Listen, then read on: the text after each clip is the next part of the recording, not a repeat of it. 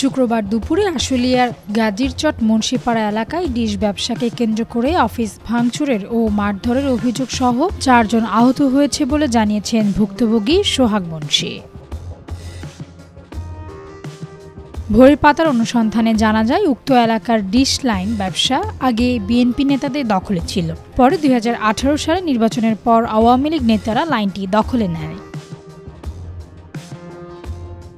আওয়ামী সরকার পতনের পর আওয়ামী নেতারা ব্যবসা থেকে সরে গেলে লাইনটির বিল উঠানো বন্ধ হয়ে যায়। এই সুযোগে উক্ত ডিশ লাইনটি দখলে নিতে যায় বিএনপির ২ গ্রুপের নেতাকর্মীরা।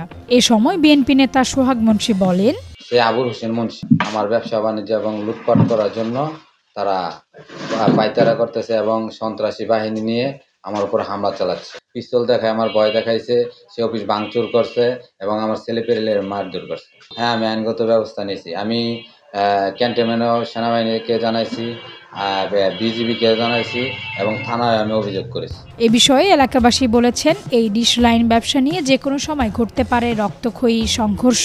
উনি আসছে, আয়সা কিছু বলে নাই বলে আগে বাচ্চাদেরকে মারধর করছে। জিজ্ঞাসা করলাম যে বাচ্চাদেরকে মারেন কেন, হ্যাঁ দেন।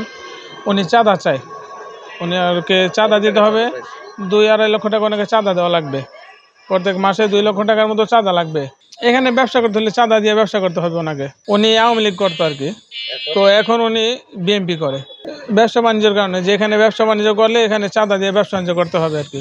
হ্যাঁ, এটা সত্য। এখানে বসেছিলাম, আমাদেরকে সরাসরি অফিস ভাঙচুর করছে। জি, আমাদের সামনে। এটা হচ্ছে বিএনপির অফিস, পোলাপান আড্ডা এই আর কি। জি, আমরা অফিসের ভিতরে অনেকজন বন্ধু বান্ধব বসেছিলাম, আর ওনারা এসে আমাদের উপরে আক্রমণ চালায়, আমাদের হুমকি টামকি দিয়ে মার দূর করে আমাদের অফিস থেকে বের করে অফিস টফিস ভাঙচুর করে তারা বের হয়ে আমাদের অনেক দৌড়াদৌড়ি করে আমাদের অনেক মার দূর করে তারা আমাদের হুমকি দিয়ে অস্ত্র দিয়ে আমাদের গুলি নিয়ে আমাদের আর কি হুমকি দিয়েছেন। এরা হচ্ছে মুন্সিপাড়া আবুল মুন্সি। তাই অতিরিক্ত স্থানীয় প্রশাসন এই বিষয়ে খতিয়ে দেখে প্রয়োজনীয় ব্যবস্থা গ্রহণ করবেন বলে আশাবাদী মুন্সিপাড়ার সাধারণ মানুষ। তাসনুভা ঐশী, ভোরের পাতা।